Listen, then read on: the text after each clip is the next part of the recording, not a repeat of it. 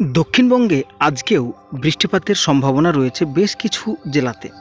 তবে গত কয়েকদিনে বৃষ্টিতে স্বস্তি মিললেও আজ কিন্তু একদম অস্বস্তি চরমে উঠেছে। তো আজকেও দক্ষিণবঙ্গ উত্তরবঙ্গে বিকেল ও সন্ধ্যার মধ্যে বেশ কিছু অঞ্চলে বজ্র বিদ্যুৎ সহ ঝড় বৃষ্টির সাথে কিন্তু কালবৈশাখীও হতে পারে, এমনটাই কিন্তু জানা যাচ্ছে। তবে প্রাথমিকভাবে আরও জানা যাচ্ছে আলিপুর আবহাওয়া দপ্তরের তরফ থেকে আগামী 2 সপ্তাহ মানে আগামী বেশ কিছুদিন দক্ষিণবঙ্গের দফায় দফায় হালকা থেকে মাঝারি বৃষ্টি চলবে যে কোনো জেলাতে। তো আজকে আমরা মূলত এই ভিডিওতে দেখে নেব একদম শর্টভাবে আজকে কোথায় কোথায় বৃষ্টিপাতের সম্ভাবনা রয়েছে এবং কবে থেকে আবার তাপমাত্রা বাড়তে পারে। তো দয়া করে বন্ধুরা ভিডিওটি প্রথম থেকে একদম শেষ পর্যন্ত দেখুন এবং আপনার জেলার আবহাওয়া এই মুহূর্তে কেমন রয়েছে অবশ্যই কমেন্ট সেকশনে কমেন্ট করে জানান। তো এই মুহূর্তে স্যাটেলাইট মুডে আমরা দেখতে পাচ্ছি যে বিহার, আসকাই, ঝাড়খণ্ড বা ধানবাদ এই অঞ্চলটুকু কিন্তু একটা বজ্রগর্ভ মেঘ তৈরি হয়েছে।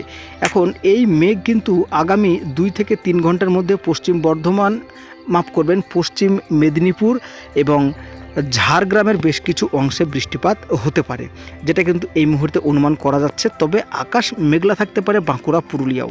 তবে বৃষ্টি তো কোন কোন জেলায় হবে আজকে আমরা একটু চলুন এক নজরে দেখে নিই। তো বিকেল ও সন্ধ্যার মধ্যে আমরা যেসব অঞ্চলে বৃষ্টিপাত লক্ষ্য করতে পারছি, মোটামুটি পশ্চিম বর্ধমান, উত্তর ও দক্ষিণ 24 পরগনা, হাওড়া, হুগলি, কলকাতা এই সমস্ত অঞ্চলে একটু বিক্ষিপ্ত বৃষ্টি লক্ষ্য করতে পারছি।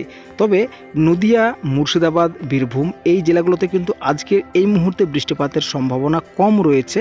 তবে হঠাৎ করে স্থানীয় বজ্রগর্ভ মেঘ তৈরি হলে কিন্তু বৃষ্টিপাত হতে পারে। এই হচ্ছে আজকের আপডেট। উত্তরবঙ্গের ক্ষেত্রে যদি আমরা চলে যাই, উত্তরবঙ্গের ক্ষেত্রে কিন্তু বিকেল ও সন্ধ্যার মধ্যে বৃষ্টিপাতের তেমন কোনো সম্ভাবনা আমরা লক্ষ্য করতে পারছি না। তবে আলিপুরদুয়ার, কোচবিহার এই সমস্ত জেলাগুলো মূলত আকাশ মেঘলা থাকতে পারে এবং গ্যাংটক, শিলিগুড়ি এই জায়গাগুলোতে কিন্তু বিক্ষিপ্ত বৃষ্টি হতে পারে, যেটা কিন্তু প্রাথমিকভাবে দেখা যাচ্ছে। বাংলাদেশের ক্ষেত্রে কিন্তু আজকে বৃষ্টিপাতের তেমন কোনো সম্ভাবনা নেই বিকেল ও সন্ধ্যার মধ্যে। শুধুমাত্র চট্টগ্রাম এই সমস্ত সমুদ্র উপকূলের এলাকাতে একটু বিক্ষিপ্ত বৃষ্টি রয়েছে। আগামীকাল যদি আমরা তাপমাত্রা একটু দেখে নিই, তো মোটামুটি বেশ কিছুটা গরম বজায় থাকছে আমাদের দক্ষিণবঙ্গে। কারণ Kharagpur 35 degree, Kolkata 34 degree, Krishnanagar 33 degree, Birbhum 34 degree, Bankura, Purulia 33-34 এই মতো কিন্তু দেখা যাচ্ছে এবং আমাদের মুর্শিদাবাদও 33-34 তাপমাত্রা আমরা লক্ষ্য করতে পারছি। তো 33-34 তাপমাত্রা পড়া মানে কিন্তু একটা বেশ গরমের অনুভূতি হওয়া।